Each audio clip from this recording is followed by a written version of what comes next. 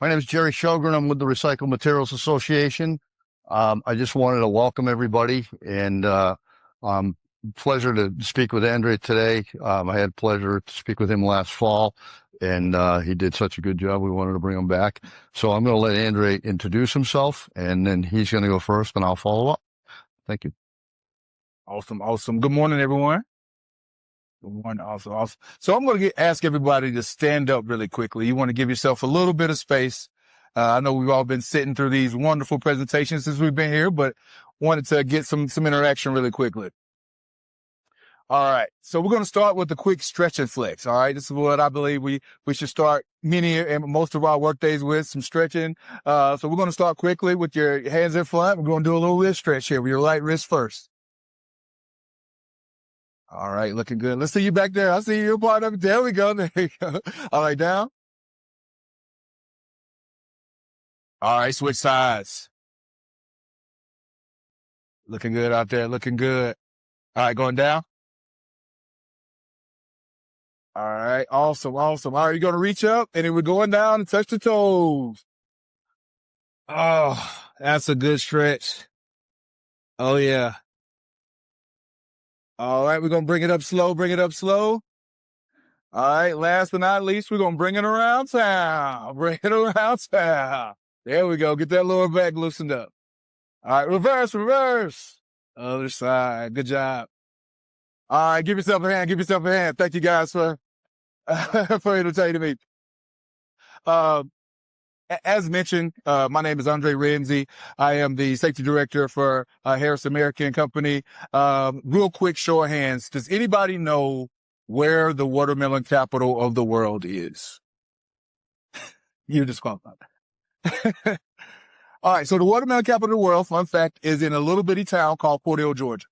Harris American is founded in Cordell, Georgia, my home and birthplace, Cordell, Georgia. And I couldn't tell you how excited I am to present to you today. Just a little bit of background about me. So, I've been a safety professional now for 10 years. I've enjoyed the wild ride. It's been awesome. Also to get to work for a great company like Harris American. But before actually joining the team, I had a different intro into what we now call the safety profession. So, I was a safety professional just in a different capacity at my previous job, where I was an NFL lineman for 8 years, in the NFL. I was drafted by Seattle Seahawks.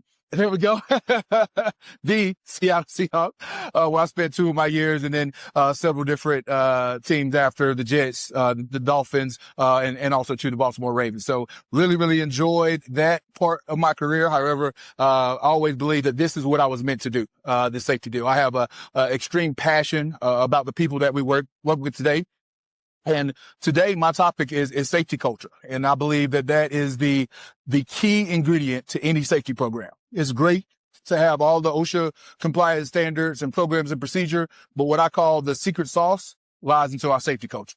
So with that, we'll go ahead and get started. I think. You broke it already. I broke it already. Oh, there we go. All right. So what do we want to accomplish today? So first and foremost, we want to identify our safety foundation. All right. I believe it's critical. And the fact that you guys are here listening to me talk today, I can tell that your programs have a safety foundation, but we want to talk about a little bit of that today. All right. So what does it look like? We want to talk about what it looks like, what great looks like, what I call Olympic level safety. And then also we're going to also talk about what it does not look like. All right. So I think that's going to be a very interactive portion of my presentation. Also, as leaders in this company, I want to talk about today, what is your role in safety? How do you impact the safety culture at your program and your location? And what does that look like? Also, I really like this segment. Where are you now? Where's your team? Where's your site? And then where do you want to get to as far as in your safety program? And then also employment engagement. I believe that is a key foundation to any safety culture, and we want to make sure that we provide ownership to our employees and let them know that it's their program, it's not our program. And then last but not least, always want to make sure that we have some tools to be able to take with you so you can implement day one when you get back or enhance what you already have. All right, so safety culture. It's a team, all right? So one thing I do know, I have a unique perspective of, is what it takes to be a team. All right. During my time in the NFL, was a great experience, but most of the teams that I was on, we sucked. All right.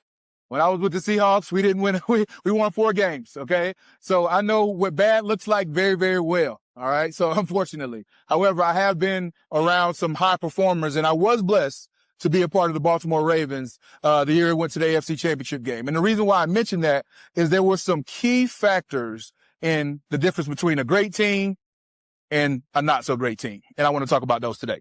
So today, we want to focus on results. All right. Each one of our locations and teams should have safety goals. All right. So this aligns a clear expectation of what we are working towards from a safety team and making sure that our culture is intact. Accountability. All right. This is the big one. Here. This is the portion that many of our teams struggle with, is the accountability piece. All right. A safety program, policies and procedures are great, but they are just words on paper without any accountability. Okay, that is very, very true in the many different industries that I've been in, including this one. You got to have that accountability strategy, and everyone has to know it. Commitment, all right? We have to be committed to it.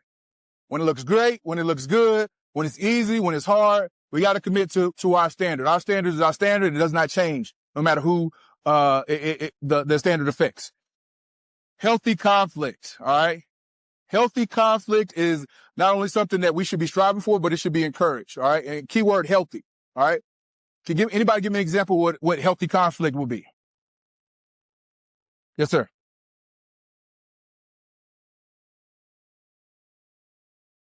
That is a great example. Thank you, sir. What was your name? Nice to meet you, sir. Thank you for participating. So that is a great example, all right? One of the things about a near-miss program is it tells you where the deficiencies are, right? So that is something that you want to not only analyze, but also to follow up on. Your employees and your work staff will definitely observe and notice how serious safety is to you and your leadership. So if there's a near-miss program and near misses are being discussed, there may be some conflict on what the corrective action is. It may come down to dollars and cents. It may come down to employee engagement. Whatever that is, we have to make sure that we're having those discussions, and that at the end of the day, the goal is for the team to win. Not whose ideas get pushed to the front, but how can we win together? All right. Communication. Definitely, there's a communication strategy, which we'll talk about here shortly. Really, really believe in communication, especially when we're talking about on the safety front. It's important for everyone to know what is our expected requirements. High trust. All right. This is something that is earned. It is earned every repetition, every decision, every follow-up action, every safety observation, and which we'll talk about here in a second. And then the 100% responsibility. All right. The 100% responsibility lies on each member of your team, but it starts with you at the top. 100% responsibility. All right. So what does it look like? All right. So what is your role in all this? You own 100% of the blame and 0% of the credit. Let's say that again. As leaders in your locations, in your business, you deserve and are required to take 100% of the blame and 0% of the credit. And the reason for that is when it doesn't go right, it's your fault. When it goes right and your safety program and your safety culture is elevated, it's because of everyone else. And I really, really believe that. Do you trust, and are you trustworthy? Your employees will be able to tell that very, very quickly. If you did a poll or a survey, which I definitely encourage, this is great information that you'll be able to get from your crews and your shop team leads and the employees on the shop floor to understand where we're doing well, where that messaging is being received, and then where we also are doing as well, and make sure that we address those gaps. Do you share what you know? Okay. I'll speak personally here for a minute. At Harris American, we have a collective group of locations and former companies that we're merging into one. And with that, it takes a lot of communication from potential competitors, right? So what we were observing, especially me being new to the team, was that we were doing some great stuff here, we were doing some great stuff there, but nobody was talking. We're working in silos. So safety is not a secret. I always say that safety is not a secret. It should be something that we're sharing, not only employee to employee, company to company, leadership to leadership team. There should be no secrets in safety. We have to make sure we're communicating, because at the end of the day, we have a responsibility and an obligation to our employees to give them the best safety program possible. And I could tell that the leadership cares, because you could be anywhere else in this big organization, but you're here in the safety culture section, hearing how we can get better. And that's step one. All right.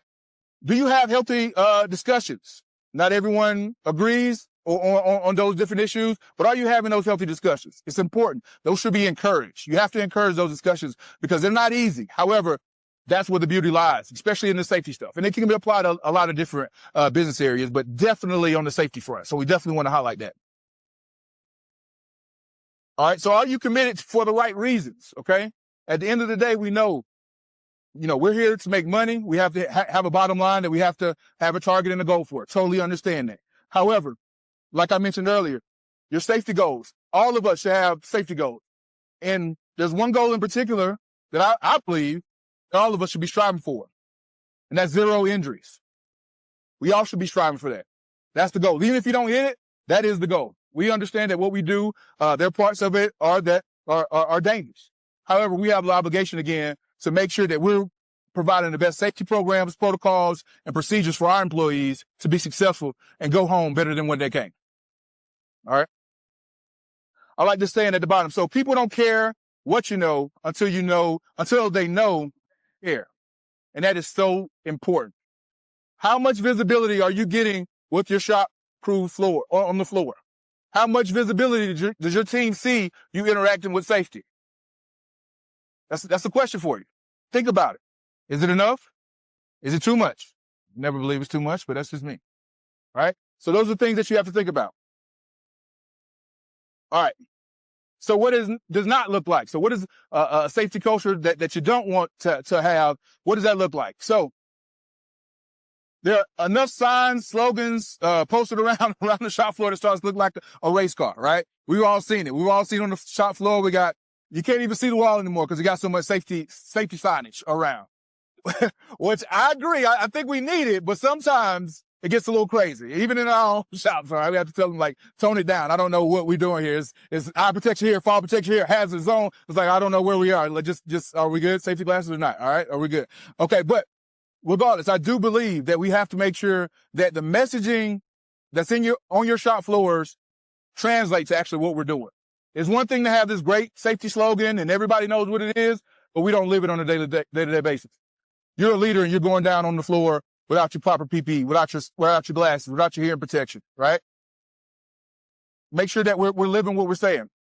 Say the right thing in the front of a group and do the wrong thing, all right?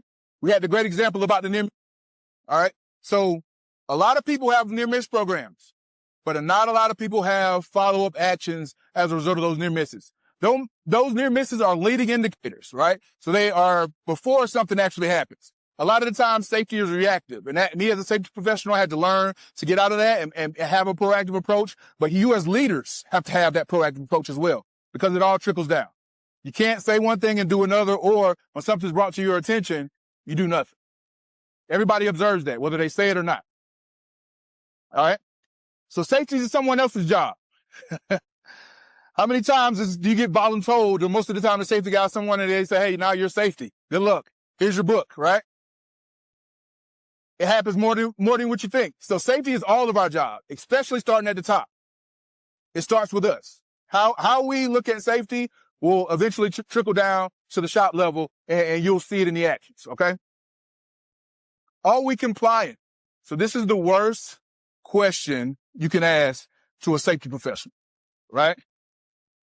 Well, OSHA outlines for us to follow as safety guidelines are what we call, quote unquote, the minimum, right? To be compliant. And most of the time, what we know, me and Mr. Jerry here, we know that these OSHA standards were written in blood, meaning someone, unfortunately, potentially lost their life, or there was a significant incident that caused the standard to be written. And the reason why we have to get out of that, is it compliant mindset, because by being only compliant is where fatalities happen. That's why we strive for what I call Olympic level safety program. So we're not just looking to be compliant. We want to be best in class. All right. So we're going to talk about some ways we do that today. The rules are for thee and not for me. See it all the time, right? We have to talk to leadership. I'm telling you, it is so important for our visibility as leaders when we're out on the floor and we're talking and engaging our employees that we're following those same rules that we're requiring our teams to, right? Especially the safety guys, okay? My teams cannot wait to catch me without my safety glasses on, right? Sometimes I test them just to see if they're going to mention it to me. And every time lately, they've let me, hey, where's your glasses? Where's your glasses? And that's when you know you got something, right? When everybody takes accountability for the people working in their area and make sure that they have what they need to be successful. All right? I'm the boss. Just do it. Right? That's another one that phrase that we hear. Hate it, right? No employee involvement. And we're going to talk about the key components to employee involvement here in a second. All right. So we talked about what great looks like, what not so great looks like. All right. So what is our role in all this? All right. What do you do on a daily to demonstrate safety? Think about that. What do you do daily that your teams can emulate, follow, safety related, that shows how much you care about safety? Is leading safety training a part of your routine? Do you even have it? Especially as leaders. I'm telling you, it's a difference. It's a difference when Andre, the safety guy, comes to give us safety training and I'm going out and the guys are, here the guy go again. Here's Andre. I wonder what he's going to talk about today. But it's a difference when our VP, DJ, goes and he leads that training and he has that discussion. Ears tend to perk up. People sit up a little straighter in their chairs. They put the phones away, right? Because it shows the commitment. You're a leadership team. You have 1,000 things to do, but you coming in and spend that 15, 30, 40 minutes to go over a training to review with the team is priceless. All right. Is true job training standard or part of a routine?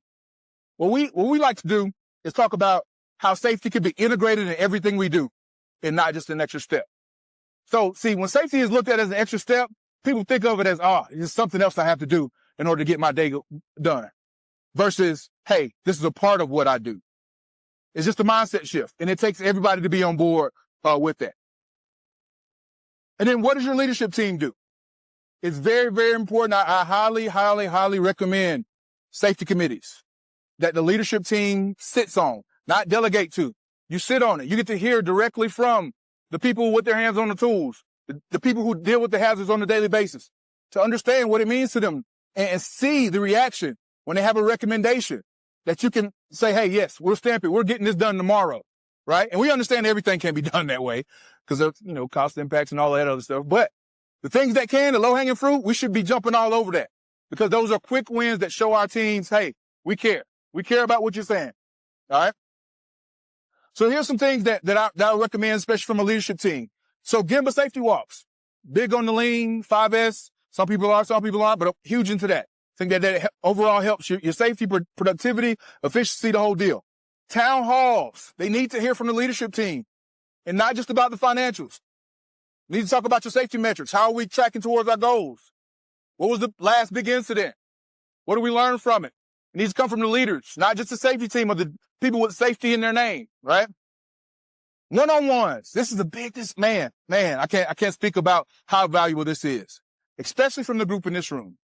For you to take your time, whether it's a machine operator, a laborer, you name it, but having that one-on-one time. Hey, how you doing? How are your family? How can we make this process better for you? All it takes is you to listen and be open to it. I guarantee you, some of the best observations and improvements that we have made have been ideas that came from the floor. Because they know exactly the ins and outs of the hazards they deal with on a daily basis. So you got to get those involved. And this is also too a key ingredient. Thank you. Thank you goes a long way, especially in safety. Safety recognition programs. I recommend monthly, quarterly, however you see fit, but you have to have a safety recognition program. Your teams are performing, for the most part, flawlessly, without incident, without injury. But when there's an incident or injury, everybody knows it, right? When something bad happens. But we need to highlight the good because we are doing some great things on our floors and through our shops. Make sure we're highlighting that. And these last two are very, very key. Is safety a part of every discussion and meeting? All right. I recommend starting every meeting with a safety moment. Every one.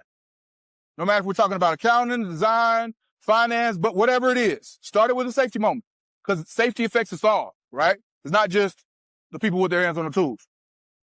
And then what is your compliance rating for wearing PPE? It's a simple yet effective strategy on how to measure your safety maturity in your program. Do you have to always remind people to do it? Why aren't they wearing it? Do you even know? Is it fit? Is it because the gloves or the glasses suck and they can't see out of them? They fog up every 2 minutes, right? Ask the why. So not just understand for compliance, ask the why. All right, so enough of me yapping. Now I'm going to ask you to do a little yapping, all right? So we're going to break out in let's call it 2 to 4 people groups. And I want you to discuss, this diagram here. So we want to take about 5 to 7 minutes. Where are you now? Where's your facility? What are the attributes that does a leader or who values safety embody? How can you demonstrate a personal value for safety as a leader? These are all questions I want you to talk about with your group. And then if you can see here, there are 4 different levels of where you believe your program is now based on these different levels. So I'll give you some time, talk amongst yourselves. I'll come around, ask you a few questions. But yeah, I want to hear from you guys. Let's discuss it. Don't be shy. There we go. All right. All righty. Thank you. Thank you. Thank you. Some great discussions. No, I can't. Good luck. Don't make me have him come down there. Got 1 tackle left. In these knees. All right. Thank you all for your participation. Walked around and heard some phenomenal discussions. I heard a lot about change management.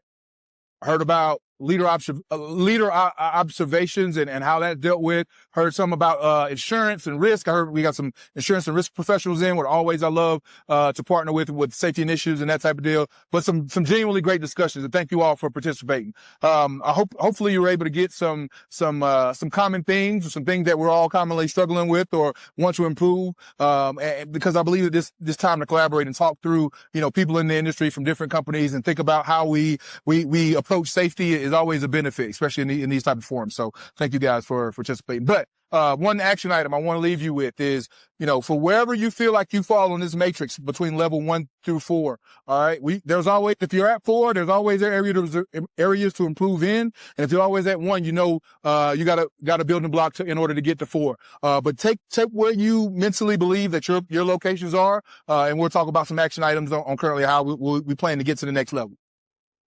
All right. Employee engagement. All right. So this is what I believe is what I call the secret sauce to safety. All right. I talked about it earlier. It's great that we have programs. It's great that we have policies. It's great that we have procedures.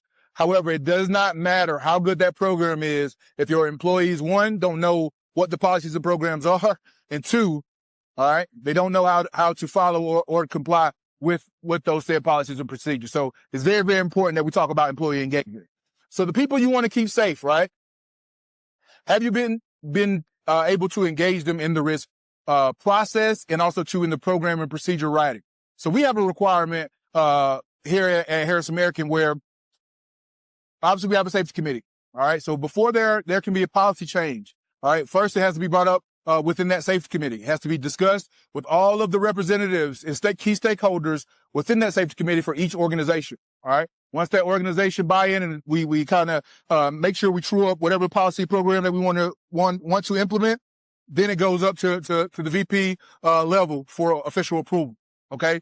But in that safety committee, you have operators, helpers, engineers, safety managers, right? And most important, leadership has to be a part of these meetings, right? Because you want to have every level of engagement from every position that possible. Now, obviously, you won't be able to get everybody, but the goal is to get input from everybody, right? So you want to create general or specific safety teams, okay? I think it's very important, especially when we talk about safety walks, okay? We have weekly walks with our leadership team. Some people do it daily, which I love, but we currently have it outlined weekly. Well, our safety team, our leadership, and also too, whether it's operations or service, we all take a part of that safety walk. We highlight some deficiencies found. We highlight what some of the best practices we're using, and then we are able to make sure that those are highlighted through a monthly newsletter or just overall communications through the branch. I think it's phenomenal when we get that type of buy-in because people understand, hey, again, it starts with us at the top and leaders lead from the front. All right. So you want to focus on the high-risk activities and high exposure areas, okay? Us, and which I suspect at many of our other locations, two things that always get us. Working at heights and also two, rigging and lifting equipment, okay? These are and also two, live electrical work for the maintenance guys. But those three things are usually the most high-risk and high-exposure areas, and it's the things that we tend to focus on when we're talking about from a risk management standpoint. We want to focus on those. We want to make sure we have strong processes and procedures. We want to make sure that training is in place. It's a big one. We want to make sure that training is in place. If the people don't understand what the requirements are, they can't get it done. They don't know the expectations. They don't have the knowledge, right? Make sure that training is done. And make sure that you audit and inspection. Nobody likes the word audit. So what we come up with a unique name, which I like to title, show off your work. All right. Show off your work is what we use as our auditing process. And it really allows team members to be engaged, to show us exactly step by step what it takes to get their job done, and also too, change management. I heard that come from one of the groups when they're talking about change management. It's a big focus for us because you can have a standard SOP and it can all be great when all the conditions are perfect. But what happens when it rains? What happens when conditions changes, right? We want to make sure we have that highlighted. All right. So also focus on what employees are saying are issues. Take that feedback, constructive, take it. We might not be able to fix everything, but making sure that you can focus on one or two areas and show progression really goes a long way with your employees. All right. Have clear agenda and outcomes with to-do lists, especially from safety committee meetings. Sometimes safety committee meetings can be one big session of complaining and nothing gets done. So then operations managers are saying, hey, what's the point of this? You spend an hour and a half going through a list of complaints, but nothing ever gets done. Make sure that you have to-do lists, action items, and stakeholders, and set expectations on due dates. Very, very important. All right. Especially when we're talking about employee engagement. All right. And then follow up with who, what, when, where, and how. All right. Very simple to do it. It shows commitment from the leadership team where you're asking the safety committee members and chairs, hey, where are we at with this? How long is it going to take that? What can I do to help push this along? It goes a long way. Evaluate incentives for actions versus no actions. Again, safety recognition. How many near misses can get reported by location, by individual? There's some great tools out there and resources to help you develop your safety recognition program, to customize it, to fit what your needs are at your specific locations. All right. Celebrate. Okay. So we have, metrics for month, hour, minute, time for without a recordable injury or incident. All right. Set those metrics. Find a reason to celebrate, especially safety. Every single time you celebrate is a building block in the confidence of your employees in your safety program. And if they do the right thing, that they'll be rewarded. Now, yes, they should be doing the right thing because it's their job. However, everybody likes a good pat on the back. Everybody likes a good, hey, you're doing a good job. I recognize what you're doing. I recognize how safety is an integral part of your business, not only from the bottom line sake, but also too for your people, right? Last but not least, be engaged yourself. You have to be engaged. And I get we wear a lot of different hats in this room, I'm sure. However, in my opinion, I'm a safety guy, so we'll take it for that. But safety is your number one role and responsibility. Leader. Doesn't get any greater task, in my opinion. Because as I believe, no matter what business you're in, your greatest asset are your people. Some people are easily replaced, some aren't. And don't be the leader that lets the good people go away because they don't believe you care about them. And that's all that safety is. Safety is a care. You might not know all the procedures in OSHA and all that, but if you care about the people, it starts there. All right. So that was fuzzy, as my boss Mark would say. Anything tangible? All right. Anything we can grab from this? So a couple things. First and foremost, if you don't take anything else from this discussion today, it starts with you looking in the mirror. How have I performed? How has my team received the safety leadership that I've given and shown? Do I show that safety is important to me? All right. Ask your employees what you need to happen to have a safe culture. All right. The feedback is priceless, and it's the roadmap to success. While we all have that zero target for injuries, your true maturity and success of a program is how well the team buys into what you're selling. All right. That's how I define true success of a safety program. All right. Create a team of employees that are engaged to help you. All right. This is not a one-man deal. This is not a one-man band. We all have a role in safety. Set some clear goals as to what you want to get done as a result of what you want to keep track of. All right. So if it's near miss reporting, there's a lot of great metrics out there, which some I love, some I'm like, it's not that great. But whatever that is for you, you need to evaluate that with your team. It does not need to be done in a silo.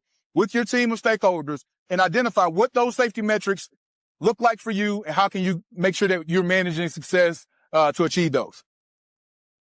Review and update status of those items. Make it visible at every meeting, every discussion. As I mentioned, starting your day with the safety moments, starting your meetings with safety moments are key when we're keeping safety at top of mind. And then last but not least, go look at your data. All right. A lot of the time, we look at incidents, portable injury rates, but while those are good metrics, that's some things that has happened in order for those metrics to be created, right? So those are in the rear. Those are lagging indicators. I encourage you to find as many leading indicators, meaning near miss reporting, inspections, tool assessments, hazard assessments. How many of those are you completing? And those will help tell you what are the areas that you need to focus on as a result of the near misses and the good catches. But also, too, it's going to show you where some of your programs are deficient. So the audit inspection process is key to your overall safety. All right. If you can go fix one thing per quarter, what would it be? Just think about it. For this next quarter, if you can fix one thing, what would it be? Go look at your jobs. Go look at making sure that we're doing a hazard assessment involving PPE, processes, procedures. Is there new training? Is there a better tool for the job? Do you hold your people accountable? I talked about it earlier. They're just words on paper if there are no actions. And we have to initiate the actions to hold our people to a standard, to let everybody know no matter who you are, what your position is, safety is universal, and you have to make sure that you're meeting that expectation. And then lastly, having quarterly, at least annually, find and fix deals where you're involving all stakeholders to talk about how you're doing and marching towards those goals and those KPIs from a safety standpoint. It's good to be able to track that. You have to keep it at top of mind for the leadership team, or it'll be just another thing on the list to do. So making sure that we're doing that. All right, so grand finale. It is not the tools, the processes, and the procedures that produce extraordinary results. It is actively engaged people with clear mission who exhibit high degrees of trust, cohesion, clear communication, in combination with excellent tools that produce extraordinary results. Okay, so I really, really, really appreciate you guys listening to me, the collaboration, the discussion. It's an honor to be able to be up here presenting with Mr. Jerry, who I've learned a lot from in these last few years. But I'll definitely make sure that you have my contact. Please reach out to me directly or Mr. Jerry if you have any questions, concerns. This is a passion of mine, the safety thing. So if I don't know the answer, I know who does. So I'll definitely be able to put you in the right contact. So thank you again. I appreciate your time.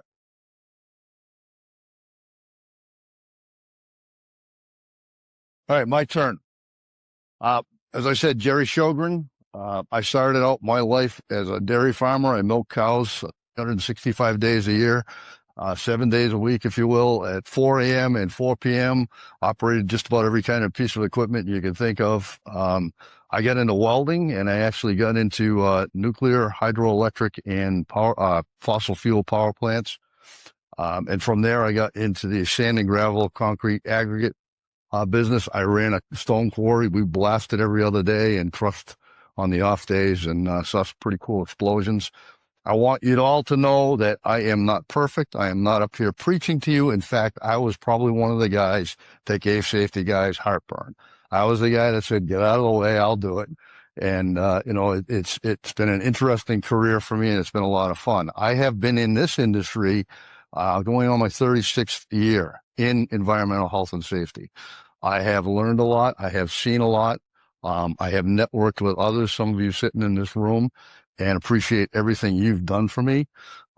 So I've got some things I want to share today about my experiences and about my journey, and things that I've learned. The first thing that I want to keep in this room is that, we have heard philosophers, PhDs, and other people researching culture and getting back and saying, what is safety culture, huh? How's safety culture work? What are the keys to safety culture? And I have an answer for you. It's what we do. And just think about that. You're probably looking at me and saying, what is he talking about? Think about cultures in other countries. If you don't do what they do, you don't fit in. If in safety, it's the same thing. We need to bring it to the standards that we have that make people comfortable. Think about moving from, I like to say, middle school to high school. Most kids want to wear clothes that they fit in. Most kids want to fit in and get involved in groups and be part of the group. And that's where we need to move safety in our company, within our companies. We need to make it a cultural thing that is acceptable. There are things we have to do with carrots and sticks and everything else, but let's talk a little bit more about this. Biggest thing is setting an example that other people can follow. As a safety guy, I worked for a family business. I had 8 bosses. We weren't a tiny company. We weren't massive. But when I started, we had 85 employees and about 25 trucks on the road. When I left there, we had 190 trucks on the road and we had 350 employees. And so it was one of these things where, we grew to a pretty big size. And again, I don't have all the answers. We did pretty darn well, but we weren't perfect. I feared every day of killing somebody, and we'll talk a little bit more about that. But this is where I am with the culture part. You can't put the square peg or the triangle-shaped peg in the round hole. We need to have it so that people fit in and people understand what the game plan is and understand what we're trying to do and work within that. And you get a new person coming in, they're going to see that. With the 8 family members that I had, as always, and those of you in safety, I'm sure you've seen this. There's that one person. This is my company. If I choose not to wear a vest, or I choose not to have my safety glasses on, or I want to walk out there in my penny loafers, that's what I'm going to do. The problem is, for those of you who might be doing that, is you totally, and Andre related to this a little bit, you totally undermine that culture and undermine that program. Why? Because if it's important to my boss, it's important to me. And that's what they do. They follow through. But there are other things we can do for culture and to help out. And we all have a role in that. What are the cool kids doing? Is this what you're seeing at your facilities? Or do you have people doing what they need to do? Have you conveyed the right message? And do you have acceptable behaviors? Again, sometimes there's the carrot and the stick, but until you get to a point where everybody is doing what they're supposed to be doing, and you're working that angle and making it so that when people come into your company, there's an acceptable behavior versus a non-acceptable behavior, that's where you end up finding out. This is where we don't want to ever be, and I know everybody realizes that. I can tell you, and sure some of you can relate, there are things in my life that I have seen that I cannot unsee. And for those of you who share that with me, I'm sorry. But there are things that still keep me up at night. There are horrible things that I've seen in my career, not just in the recycling business, but before that. I have lost friends and I have lost, coworkers and other things. And this is where we don't want to be. There's our culture. And we need to convey that to everybody and say, hey, we need to care. We need to care about one another, and we need to not be that person. Unfortunately, sometimes these things end up in complacency after a while, but we still need to continue to remind each other. Excuse me. This desert air dries me out. The other thing I want to add to is leave your mark, mentor others. I don't care if you're in upper management. I don't care if you're one of the newest people, whether you're equipment operator or what you are. You can make a huge difference just by taking somebody under your wing. I have people that have done that for me in my life. Some of you sitting in this room. I can tell you that when I first started out welding, I went to school as a welder. I walked out of school. I'm a welder. I got on a job first day at a power company at a fossil fuel plant. I learned pretty quick I wasn't a welder. Yep, I could weld clean steel, but give me a dirty piece of steel with sulfur spitting out of a crack at me and everything. It doesn't work that way. And I was embarrassed as could be. I was nervous as can be. And this old gentleman came over to me and said, "What's the matter, kid?" And that man took the time to show me how to do it and shared with me what he knew. And he also had an opportunity to let me help set up a portable welding school so that we could go around and do nuclear certifications throughout New England. And I will never forget Al Weaver. And there are other people that have done that for me as well. There are people in safety that have helped me and mentored me and done things for me. And this is no different than when you've got a new person coming into your facility. Team them up with the person that's doing it right. Team them up with the person that gives a crap. And talk to that person and share with them that you're going to leave a mark on this person for the rest of their lives. I promise you. And I'll bet you there's people in here that have people either in your family or people that you've worked with or others that you've come across that have taken the time to share with you and teach you, and you will never forget those people. To me, that's part of what soul is. Because when that person passes on, you'll never forget that individual. So talk to them about that and talk about how you can leave your legacy by showing people, whether it's safe operating of equipment or whether it's, making sure that they know where they need to be and somebody's keeping an eye on them so they don't wander into an area where they shouldn't be. It's a huge deal. Set the standards for housekeeping. I can tell you, I've been doing this long enough that I have heard of companies large and small that tell me they've got all the check boxes taken care of. They're doing everything right. But within 5 minutes of walking into their facility, I can tell you whether they're really doing what they say they're doing. Housekeeping is one of the biggest ones. Is there stuff all over the place? Slips, trips, and falls are a huge challenge for us in this industry.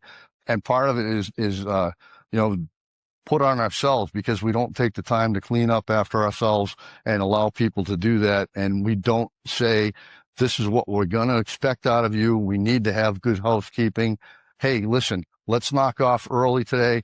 Let's take care of the housekeeping. I don't care how busy you are, making sure that you're shipshape and making sure that people understand to take the time to clean up after themselves and make it a place where there's not any trip hazards or other things going on within that housekeeping. It's a big deal, and it sets the stage, and it goes back to that culture that I'm talking about. It's what we do and how we do it. If I were king, I would do a proclamation to say that no pedestrian traffic should ever be where there's any mobile or moving equipment. We know that yellow or green iron or whatever color your equipment is, mixed with human flesh, does not mix well. And yet we still have spotters working next to equipment. We have people wandering around the facility.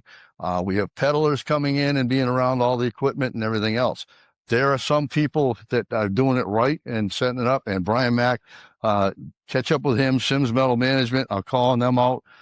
They get it. And I'm very proud of you, Brian, and your efforts. I got to tell you, I wish everybody would do that because it's one of the things we teach is to not let anybody go anywhere near equipment.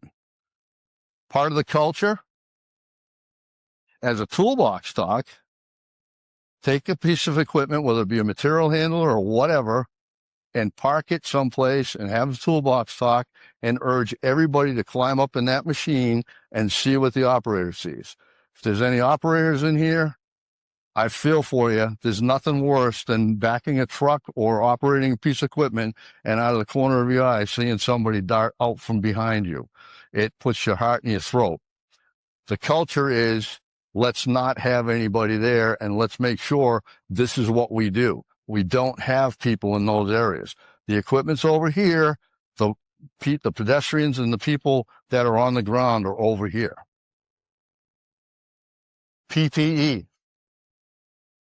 If you're struggling with PPE, Andre mentioned it, maybe it's uncomfortable for some reason. Bring your people together. We instituted safety glasses back in the early 90s. And I believe every company should insist on safety glasses. But what we did was bring in most of our workers and say, hey, we have several choices here. Which ones do you think everybody's going to like? And we narrowed it down to a few choices so that people were comfortable. We also made it easy for them to go to their managers or come to others and say, hey, this really isn't fitting right. It's not comfortable. And we would make adjustments accordingly. And he was talking about fog glasses and all the rest of it. We went out and got any fog solution. If you make it comfortable, they'll wear it. And, you need to all take the time to explain to them why you're doing it. And, we brought in an eye surgeon and spent time with him, coming in and doing toolbox talks with us and talking about how some of the horrible accidents that he had over the years, and trying to help people with their eyes and blindness and all. Brought a guy in that had sight, and one day in a motorcycle accident lost his sight, and had him talk to all of our workforce, about how much he wished he had his sight. Give him a reason. And, set the stage for culture. Hand signals.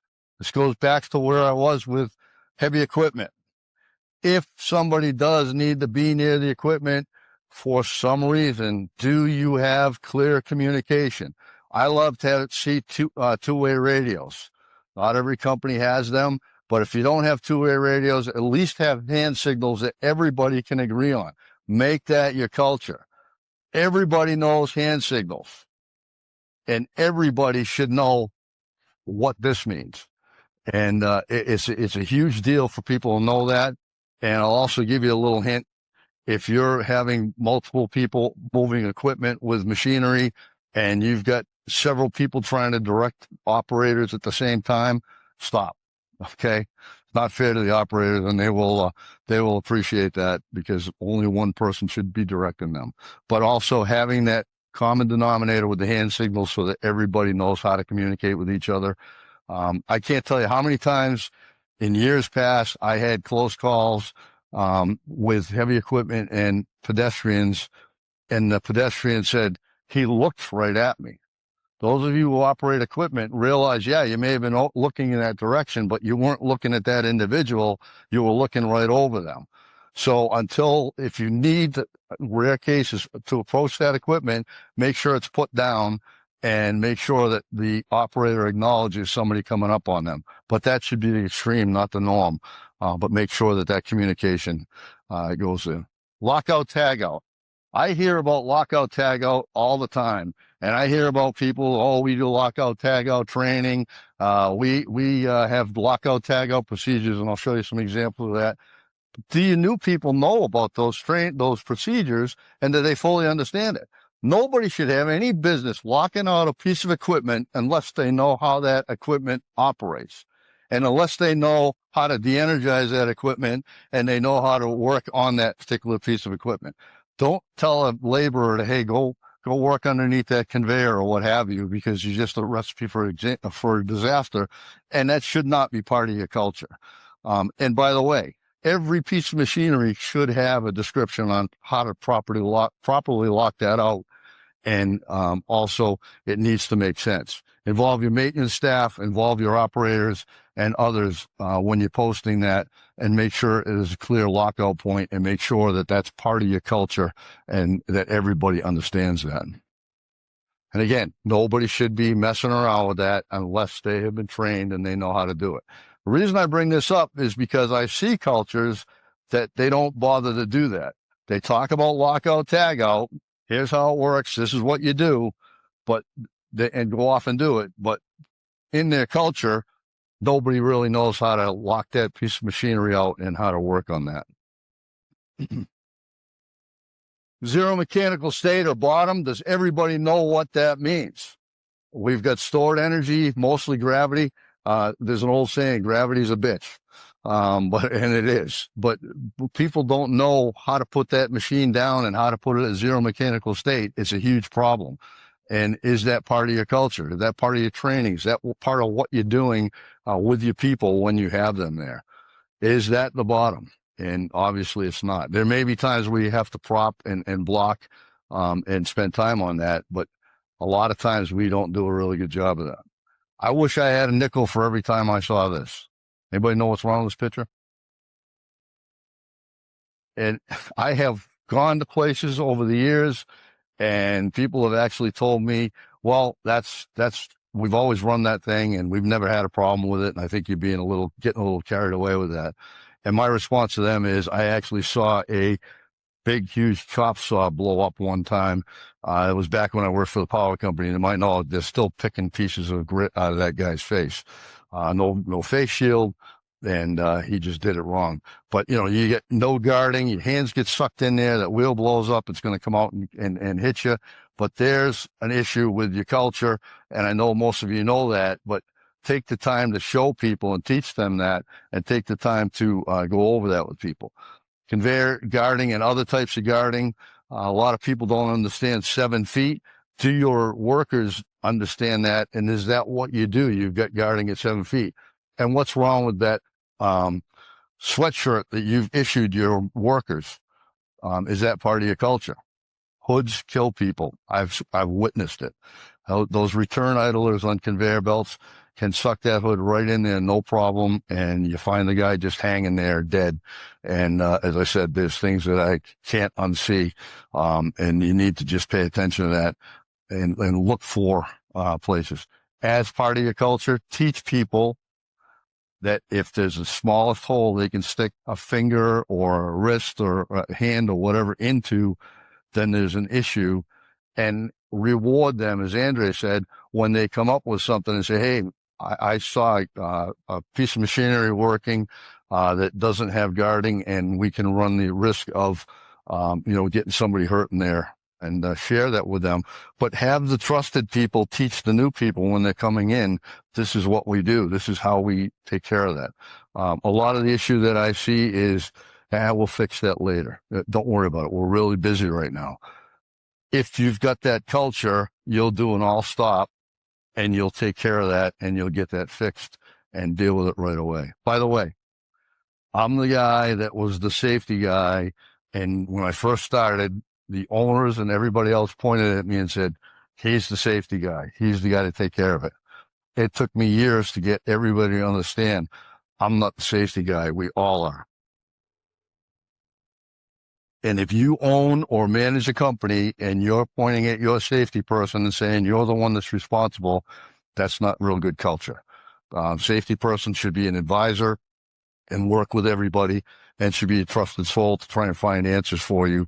But that's a huge mistake that we make. It's not one person's responsibility or a division's responsibility. It's everybody's responsibility. Some places get that. In some places, culture is really good. Again, guarding, when you walk through and see stuff like that, the culture needs a little bit of attention and needs to be fixed up and taken care of. Plans. I hear about action plans, emergency action plans and everything else, and I've seen some doozies.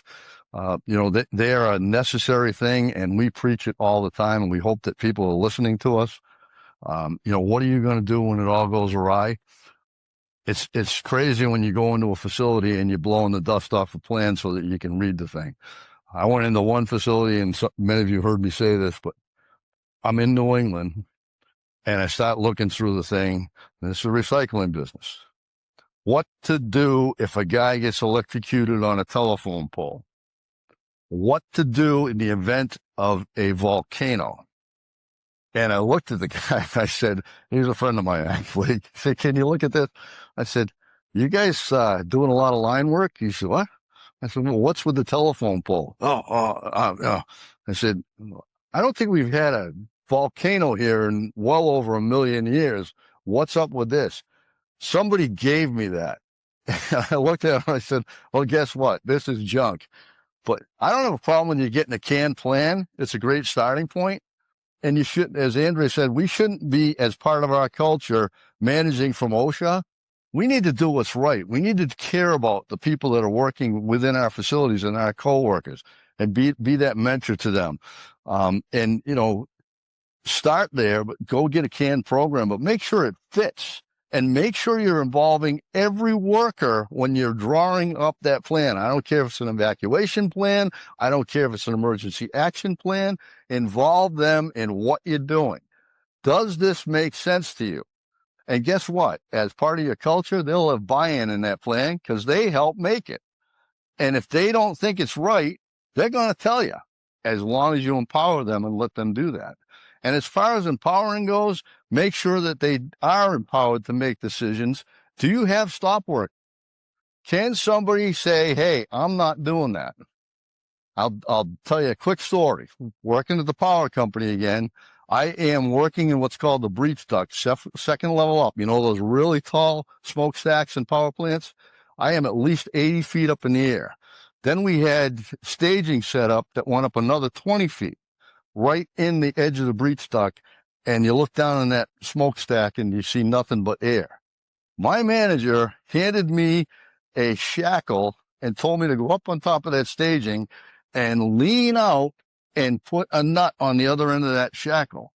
And there were times when I take that kind of a chance, but I said to myself, if I land, there's a good chance I'm not going to die. I'll be in a wheelchair for the rest of my life, and I don't want to be paralyzed. So I refused to do it, and I thought I lost my job. He threw me off the job, told me to go down to the office. I went in the office, and I talked to one of the management supervisors, and he's what I told him, and he said, come with me. So I followed him back up, and this guy's manager's name was Joe. He said, Joe, what's up? He's insubordinate. He won't do what he's told. And the guy said, really? So what'd you ask him to do? I wanted him to take and put that shackle up there in that hole so we could hoist plates up with a rope falls. And so this guy said, really? He said, Joe, why don't you go up and do that? No, I don't have balance. I'm too old for that. You know, on and on and on. It was one of the greatest moments of my life. Guess who got thrown off the job?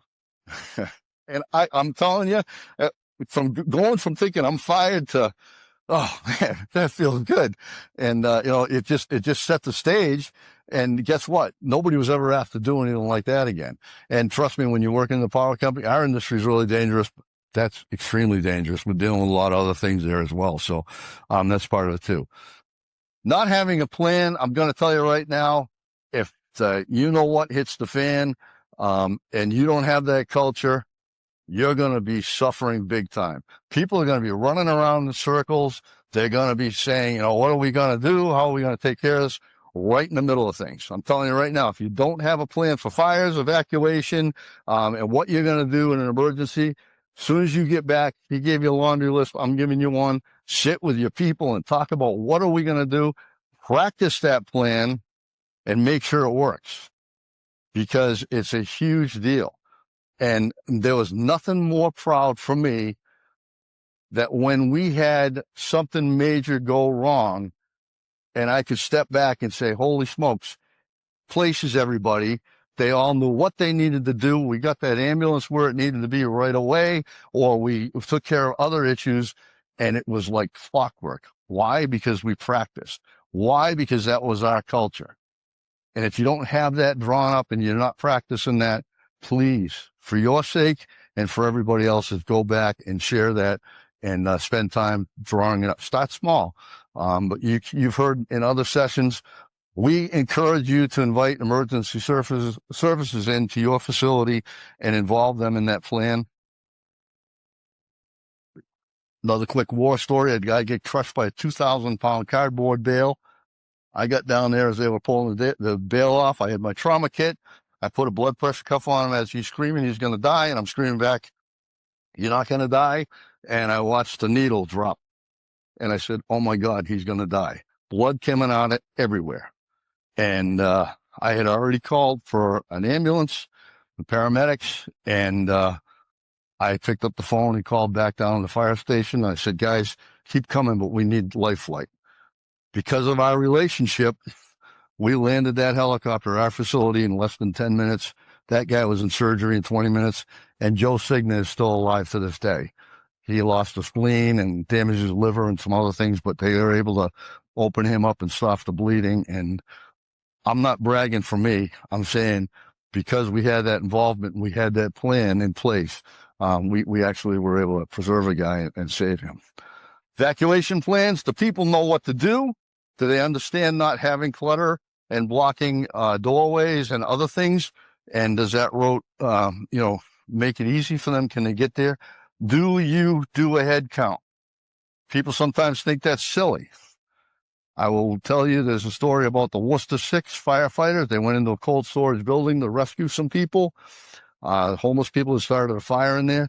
They got in there and they couldn't find their way out. All 6 of them died. It was horrific. And found out later that the 2 people had gotten out of the building. That's why you tell your people, hey, we want to do a head count. We don't want to send somebody else in there. That's part of your culture, making sure that you're taking care of emergency services as well as your people. Make sure that everything's ready to go. Make sure everybody understands that. Make sure that that's part of your culture as well. It's well maintained. Everything's tested, and you're ready to roll. And as I said, invite them in. I can't tell you how valuable that is. We talk about it in nauseum, but it's huge. And if you're doing something wrong you don't want them to see, fix it with them. Because you don't want it to go wrong when something's really, really bad is happening. Make sure that everybody is participating in hazard assessments. Andre talked about having safety groups. Yeah, thank you. Threw a blank on that one, but having a safety committee and but also taking people around when you're doing the walkthrough, switch through. My experience has been that oftentimes safety committees are made up of guys that the manager said, well, I don't need him. I got this ace over here. Be careful of that and make sure that you're making it mandatory that everybody does a walk through your facility and everybody participates. Talk to your operators, ask them what's working and what's not working, and pay attention to that. If you do that, your culture is going to change, and you're going to have people with the ability to make decisions for you and help you with that. Brother's keeper.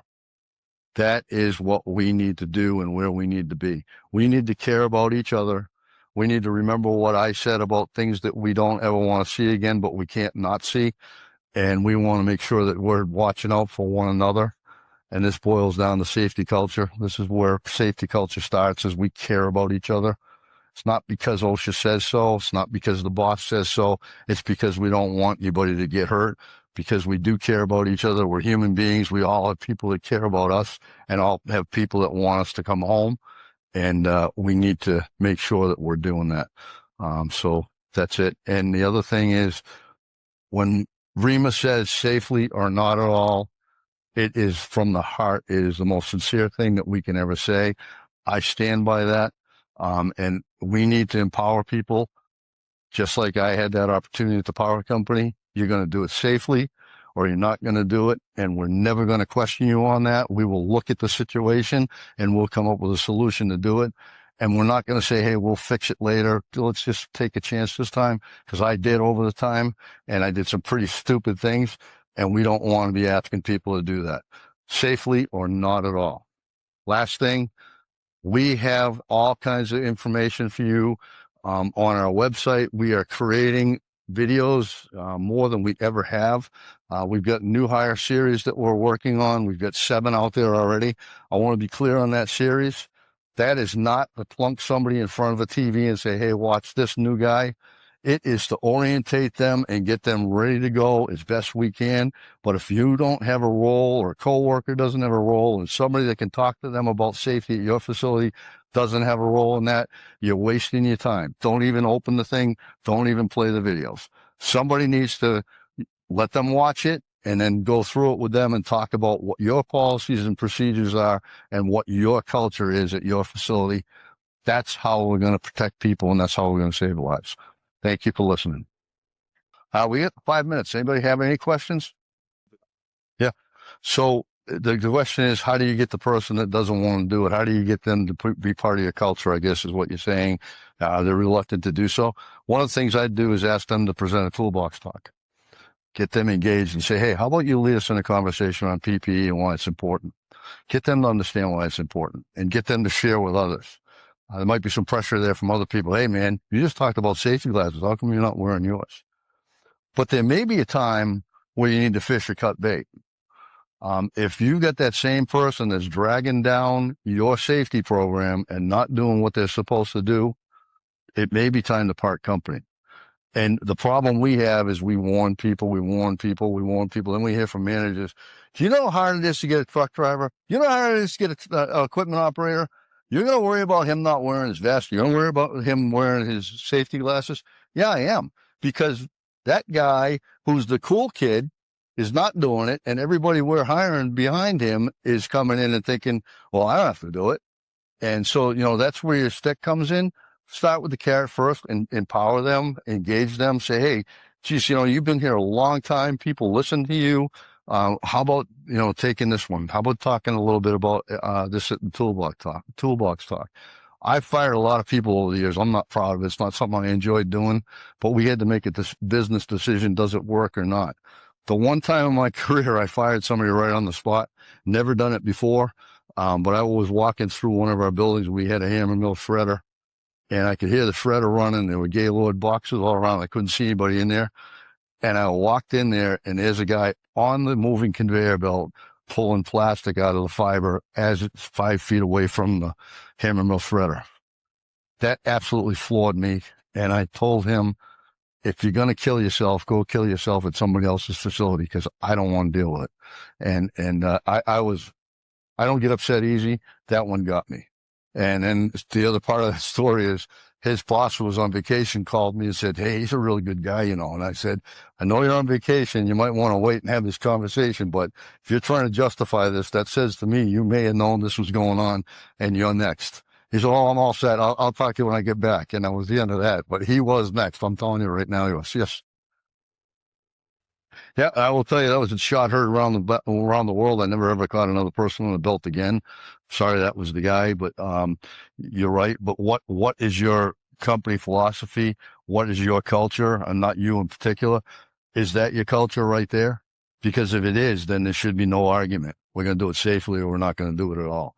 And until you adopt that, and my company we were a lot of things that weren't right. And it was a constant thing. So as I told you, we weren't perfect. I don't ever claim to be, but we got that. And if somebody said, I'm not doing it because it's not safe, we were all in. Whether it be a truck driver or whether it be a laborer or whoever it was, we empowered people. And that's where we need to be with that. Yeah, absolutely. I've been there a million times. And jump in here too, but real quickly, I've had drivers come to me and tell me the truck's not safe. My brakes aren't right, or, the list goes on and on. My equipment's not safe or whatever. Invest in your people, bring in your mechanics and say, hey, take this thing for a test drive and tell me why it is safe. Look at this piece of equipment or look at this process or procedure. Get involved yourself. If you're a manager or whatever, do the job. I never asked anybody to do something I wasn't willing to do my whole career, and I still won't, but do the job and see what is wrong, and if there's a problem with it. Is there an ergonomic issue? Is there some moving parts that are a concern? And be sincere and be honest.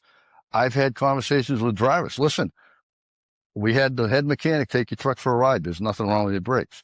Challenge us again, and good driver and everything else. I remember one truck, I sent it to the dealership and said, man, I don't want to be responsible for him driving a truck and finding out that our head mechanic missed something.